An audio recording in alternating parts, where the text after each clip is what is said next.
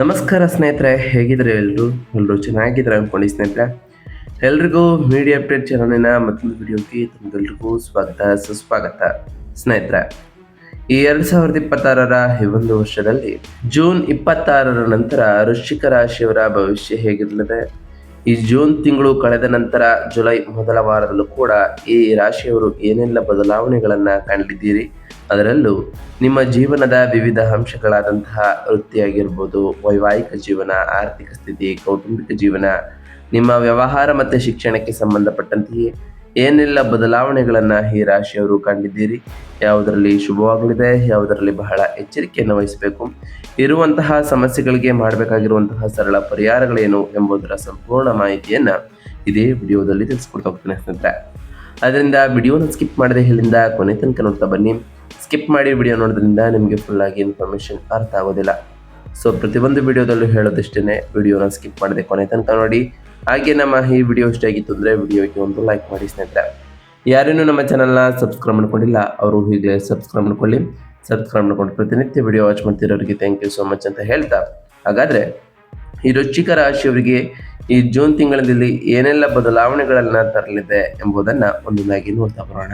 ಹೌದು ಸ್ನೇಹಿತರೆ, ಈ ಜೂನ್ ತಿಂಗಳಿನಲ್ಲಿ ಅಪಾರ ಅದೃಷ್ಟವನ್ನು ತರುವಂತಹ ಕೆಲವು ಸವಾಲುಗಳನ್ನು ಕೂಡ ತರುವಂತಹ ತಿಂಗಳಾಗಿತ್ತು ಈ ರಾಶಿಯವರಿಗೆ.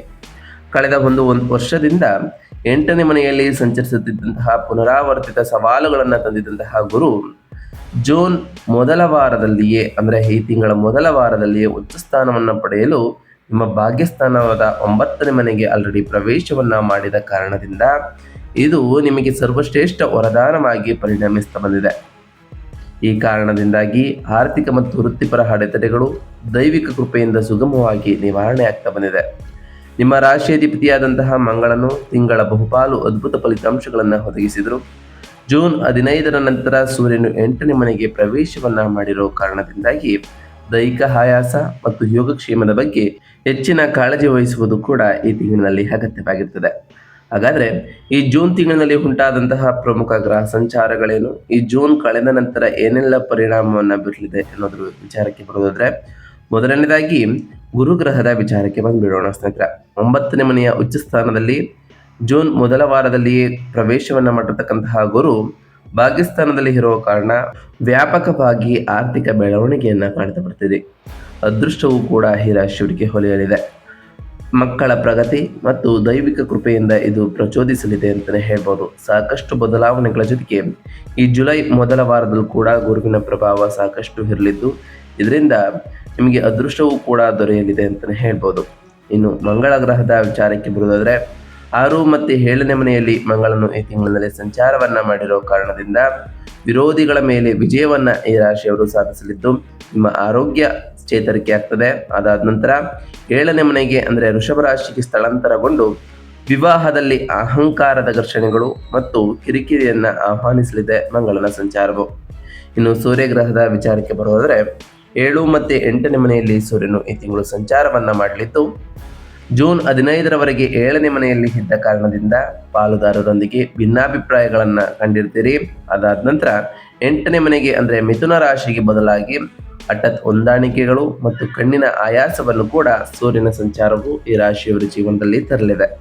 ಇನ್ನು ಶುಕ್ರಗ್ರಹದ ವಿಚಾರಕ್ಕೆ ಬರೋದಾದರೆ, 8 ಮತ್ತು 9ನೇ ಮನೆಯಲ್ಲಿ ಶುಕ್ರನು ಈ ತಿಂಗಳು ಸಂಚಾರವನ್ನು ಮಾಡಲಿದ್ದು, ಜೂನ್ 8ರವರೆಗೆ 8ನೇ ಮನೆಯಲ್ಲಿ ಇದ್ದ ಕಾರಣದಿಂದಾಗಿ ದಿನನಿತ್ಯದ ಖರ್ಚುಗಳು ಕಂಡಿರ್ತೀರಿ. ಅನಂತರ ಉಚ್ಚ ಸ್ಥಾನದಲ್ಲಿ ಗುರುವಿನೊಂದಿಗೆ ಸಂಯೋಜನೆ ಆಗ್ತಂತಹ ಶುಕ್ರನು 9ನೇ ಮನೆಗೆ ಪ್ರವೇಶಿಸಿ ದೂರದ ಪ್ರಯಾಣಗಳು ಮತ್ತು ಸಂತೋಷವನ್ನು ಈ ರಾಶಿಯವರಿಗೆ ತರಲಿದ್ದಾರೆ. ಇನ್ನು ಬುಧ ಗ್ರಹದ ವಿಚಾರಕ್ಕೆ ಬರುವುದಾದರೆ, 8 ಮತ್ತು 9ನೇ ಮನೆಯಲ್ಲಿ ಬುಧನು ಇರಲಿದ್ದು, ಜೂನ್ 22ರವರೆಗೆ 8ನೇ ಮನೆಯಲ್ಲಿ ತನ್ನದೇ ಆದ ರಾಶಿಯಲ್ಲಿ ಬಲವಾಗಿ ನಿಂತು ಸಂಶೋಧನೆ ಮತ್ತು ವಿಶ್ಲೇಷಣಾತ್ಮಕ ಕ್ಷೇತ್ರಗಳಲ್ಲಿ ಲಾಭದಾಯಕವಾಗಿ ಕಾರ್ಯವನ್ನು ನಿರ್ವಹಿಸಲು ಸಹಾಯವನ್ನು ಮಾಡಲಿದ್ದಾರೆ. ಅನಂತರ ಅದೃಷ್ಟಕ್ಕಾಗಿ 9ನೇ ಮನೆಗೆ ಬದಲಾಗುವ ಕಾರಣ ಈ ಬುಧನ ಸಂಚಾರವು ಜುಲೈ ಮೊದಲ ವಾರದಲ್ಲೂ ಕೂಡ ಸಾಕಷ್ಟು ಪ್ರಭಾವವನ್ನು ಬೀರಲಿದ್ದು, ಈ ರಾಶಿಯವರಿಗೆ ಇನ್ನಷ್ಟು ನಿಮ್ಮ ಕೆಲಸವನ್ನು ಮಾಡಲು ಸಾಕಷ್ಟು ಬೆಂಬಲವನ್ನು ನೀಡಲಿದ್ದಾರೆ. ಇನ್ನು ಶನಿ ಗ್ರಹದ ವಿಚಾರಕ್ಕೆ ಬರೋದಾದರೆ, 5ನೇ ಮನೆಯ ಮೀನ ರಾಶಿಯಲ್ಲಿ ಯಥಸ್ಥಿತಿಯಲ್ಲಿ ಇರತಕ್ಕಂತಹ ಶನಿ 5ನೇ ಮನೆಯಲ್ಲಿ ಇರೋ ಕಾರಣ ಮಕ್ಕಳ ವ್ಯವಹಾರಗಳಲ್ಲಿ ಜವಾಬ್ದಾರಿಯುತವಾಗಿ ನಿರ್ವಹಿಸುವುದು, ಶೇರ್ ಮಾರ್ಕೆಟ್ಗಳಲ್ಲಿ ಎಚ್ಚರಿಕೆಯ ಹೆಜ್ಜೆಗಳು ಮತ್ತು ಸ್ಥಿರ ನಿರ್ಧಾರಗಳನ್ನು ಬಯಸಲಿದ್ದಾರೆ. ಇದರಿಂದ ಸಾಕಷ್ಟು ಬದಲಾವಣೆಗಳನ್ನು ಈ ರಾಶಿಯವರು ಕಾಣ್ತಾ ಬರ್ತೀರಿ. ಹಾಗಾದರೆ ಈ ಜೂನ್ 26ರ ನಂತರ ಈ ರಾಶಿಯವರ ವೃತ್ತಿ ಮತ್ತು ಉದ್ಯೋಗದಲ್ಲಿ ಏನೆಲ್ಲ ಬದಲಾವಣೆಗಳು ಆಗಲಿದೆ ಅನ್ನೋದ್ರ ವಿಚಾರಕ್ಕೆ ಬರೋದಾದರೆ, ಈ ವೃಶ್ಚಿಕ ರಾಶಿಯವರಿಗೆ ಈ ವೃತ್ತಿಪರವಾದಂತಹ ತಿಂಗಳು ಈ ತಿಂಗಳು ಅಂತಲೇ ಹೇಳ್ಬೋದು. ಒಟ್ಟಾರೆಯಾಗಿ ವೈವಿಧ್ಯಮಯವಾದರೂ ಒಟ್ಟಾರೆ ಅನುಕೂಲಕರವಾದಂತಹ ಫಲಿತಾಂಶಗಳನ್ನು ನಿಮಗೆ ನೀಡ್ತಾ ಬಂದಿದೆ. ನಿಮ್ಮ ಕರ್ಮಸ್ಥಾನವಾದ 10ನೇ ಮನೆಯಲ್ಲಿ ಕೇತುವಿನ ಉಪಸ್ಥಿತಿಯು ಸಾಂದರ್ಭಿಕವಾಗಿ ನಿಮ್ಮ ದೈನಂದಿನ ಕೆಲಸದ ಬಗ್ಗೆ ಸ್ವಲ್ಪ ನಿರ್ಲಿಪ್ತತೆ ಅಥವಾ ಆಸಕ್ತಿಯ ಕೊರತೆಯನ್ನು ಕೂಡ ಪ್ರಚೋದಿಸಬಹುದು. ನಿಮ್ಮ ರಾಶಿಯಾಧಿಪತಿಯಾದಂತಹ ಮಂಗಳನು ಜೂನ್ 21ರವರೆಗೆ ತನ್ನದೇ ಆದ 6ನೇ ಮನೆಯಲ್ಲಿ ಅತ್ಯಂತ ಪ್ರಬಲವಾಗಿ ಇರುವುದರಿಂದ ನೀವು ಎಲ್ಲ ವೃತ್ತಿಪರ ಸವಾಲುಗಳನ್ನು ಧೈರ್ಯದಿಂದ ಎದುರಿಸ್ತಾ ಹೋಗ್ತೀರಿ. ಕಚೇರಿಯ ರಾಜಕೀಯವನ್ನು ಯಶಸ್ವಿಯಾಗಿ ಮೆಟ್ಟಿ ನಿಲ್ಲಲಿದ್ದು ಗುಪ್ತ ಶತ್ರುಗಳ ಮೇಲೆ ವಿಜಯಶಾಲಿಗಳಾಗ್ತಾ ಹೋಗ್ತೀರಿ. ನಿಮ್ಮ 10ನೇ ಮನೆಯ ಅಧಿಪತಿ ಸೂರ್ಯನು ಜೂನ್ 15ರ ನಂತರ 8ನೇ ಮನೆಗೆ ಬದಲಾದಾಗ ಸರ್ಕಾರಿ ನೌಕರರು ಅಥವಾ ಆಡಳಿತಾತ್ಮಕ ವೃತ್ತಿಪರರು ಹಠಾತ್ ಮತ್ತು ಅನಿರೀಕ್ಷಿತ ಕಚೇರಿಯ ವರ್ಗಾವಣೆಯನ್ನು ಎದುರಿಸಬಹುದು. ಅದೇನೇ ಇದ್ರೂ 9ನೇ ಮನೆಯಲ್ಲಿ ಇರ್ತಕ್ಕಂತಹ ಉಚ್ಚಗುರುವು ನೇರವಾಗಿ ನಿಮ್ಮ ಲಗ್ನವನ್ನು ದೃಷ್ಟಿಯಿಂದ ನೋಡೋ ಕಾರಣ ನಿಮ್ಮ ಸಹಜ ಬುದ್ಧಿವಂತಿಕೆಯನ್ನು ಬಳಸಿಕೊಂಡು ನೀವು ಎಲ್ಲ ಸವಾಲಿನ ಸಂದರ್ಭಗಳನ್ನು ಸಲೀಸಾಗಿ ನಿರ್ವಹಿಸ್ತಾ ಹೋಗ್ತೀರಿ. ಅದರಲ್ಲೂ ಈ ಜೂನ್ ಕಳೆದ ನಂತರ ಜುಲೈ ಮೊದಲ ವಾರದಲ್ಲೂ ಕೂಡ ಸೂರ್ಯನ ಸಂಚಾರವು ಸಾಕಷ್ಟು ಪ್ರಭಾವವನ್ನು ಬೀರೋದ್ರ ಜೊತೆಗೆ ಬುಧನ ಸಂಚಾರವೂ ಕೂಡ ನಿಮ್ಮ ಜೀವನದಲ್ಲಿ ಒಂದಿಷ್ಟು ಬದಲಾವಣೆಗಳನ್ನು ತರಲಿದೆ.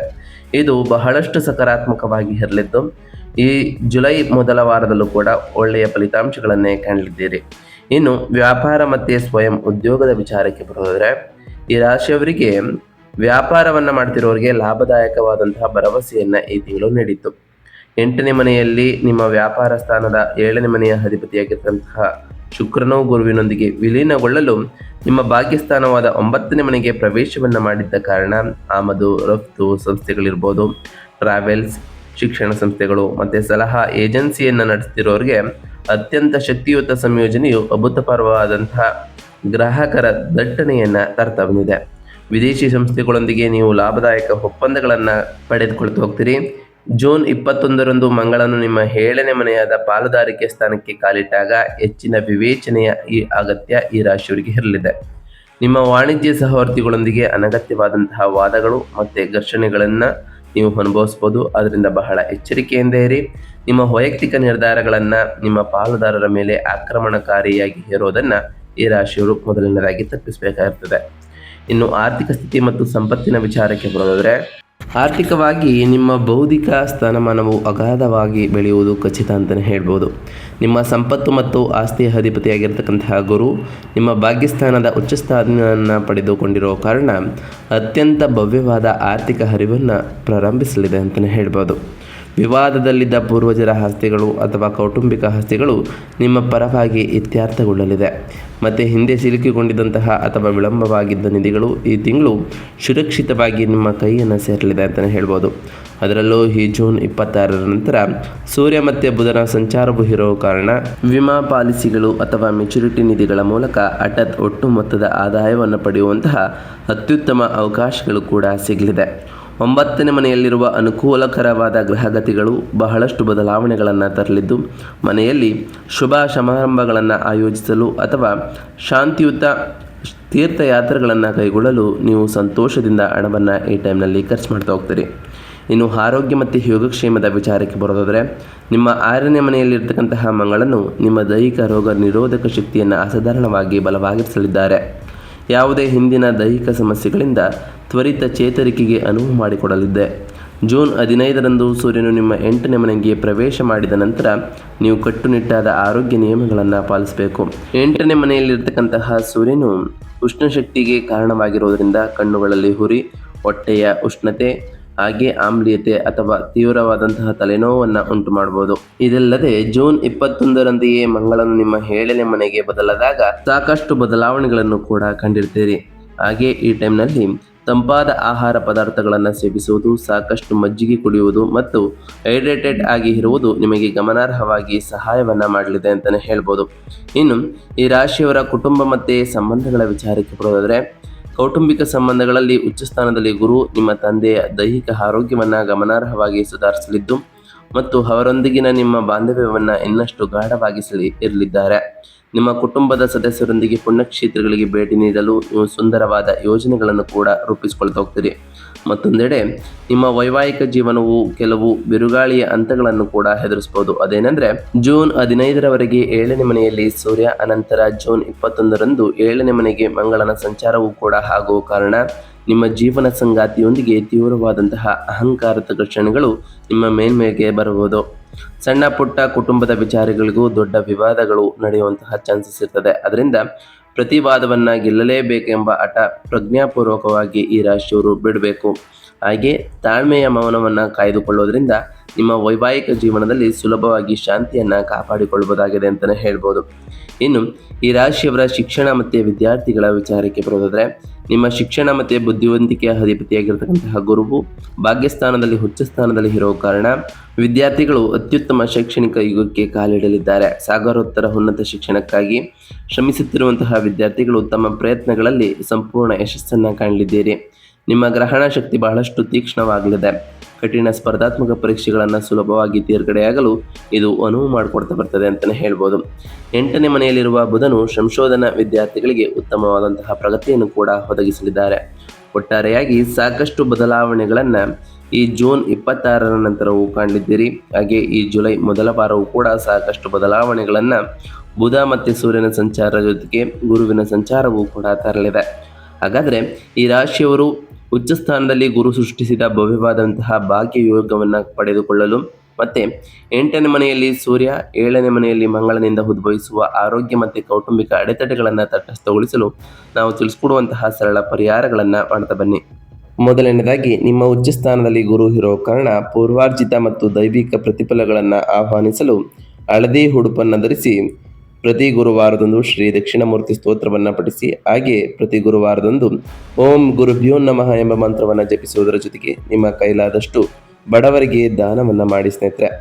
ಇನ್ನು ಜೂನ್ 15ರ ನಂತರ 8ನೇ ಮನೆಯಲ್ಲಿ ಆಲ್ರೆಡಿ ಪ್ರವೇಶವನ್ನು ಮಾಡಿರ್ತಕ್ಕಂತಹ ಸೂರ್ಯನು ಉಷ್ಣ ಸಂಬಂಧಪಟ್ಟಂತಹ ಕಾಯಿಲೆಗಳು ಅಥವಾ ಹಠಾತ್ ಹಿನ್ನಡೆಗಳನ್ನು ತಡೆಯಲು ಬೆಳಗ್ಗೆ ಮುಂಜಾನೆ ಎದ್ದು ಆದಿತ್ಯ ಹೃದಯ ಸ್ತೋತ್ರವನ್ನು ಕೇಳುತ್ತಾ ಸೂರ್ಯ ನಮಸ್ಕಾರವನ್ನು ಅಭ್ಯಾಸ ಮಾಡಿ, ಹಾಗೆ ಸೂರ್ಯದೇವನಿಗೆ ಆರ್ಘ್ಯವನ್ನು ನೀರಿನ ರೂಪದಲ್ಲಿ ಸಲ್ಲಿಸಿ ಸ್ನೇಹಿತರೆ.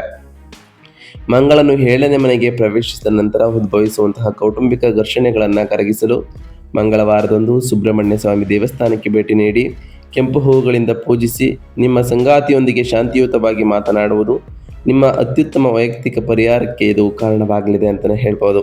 ಹಾಗೆ ಪ್ರತಿ ಶುಕ್ರವಾರದಂದು ತಾಯಿ ಜಗನ್ಮಾತೆಯಾದಂತಹ ಲಕ್ಷ್ಮೀದೇವಿಗೆ ಪೂಜೆಯನ್ನು ಸಲ್ಲಿಸಿ ಲಕ್ಷ್ಮೀದೇವಿಗೆ ಪ್ರಿಯವಾಗಿರುವಂತಹ ಬಿಳಿ ಹೂವುಗಳನ್ನು ಇಟ್ಟು ಪೂಜೆಯನ್ನು ಸಲ್ಲಿಸೋದ್ರಿಂದ ತಾಯಿ ಲಕ್ಷ್ಮೀದೇವಿಗೆ ಕೃಪೆಗೆ ನೀವು ಪಾತ್ರರಾಗ್ತೀರಿ. ನಿಮ್ಮ ಮನೆಯಲ್ಲಿ ಸುಖ ಸಮೃದ್ಧಿಯ ಜೊತೆಗೆ ಸಂಪತ್ತು ಕೂಡ ಹೆಚ್ಚಾಗಲಿದೆ. ಹಾಗೆ ಪ್ರತಿ ಬುಧವಾರದಂದು ವಿಷ್ಣು ಸಹಸ್ರನಾಮವನ್ನು ಜಪಿಸಿ ಸ್ನೇಹಿತರೆ. ಪ್ರತಿ ಶನಿವಾರದಂದು ಓಂ ಶಂ ಶನೈಶ್ವರಾಯ ನಮಃ ಎಂಬ ಮಂತ್ರವನ್ನು ಜಪಿಸುವುದರ ಜೊತೆಗೆ ಸಾಧ್ಯವಾದರೆ ಶನಿದೇವರ ದೇವಾಲಯಕ್ಕೆ ತೆರಳಿ ಶನಿದೇವರಿಗೆ ಪ್ರಿಯವಾಗಿರುವಂತಹ ಕಪ್ಪು ಎಳ್ಳಿನ ಬತ್ತಿಯನ್ನು ಹಚ್ಚಿದ ಬನ್ನಿ.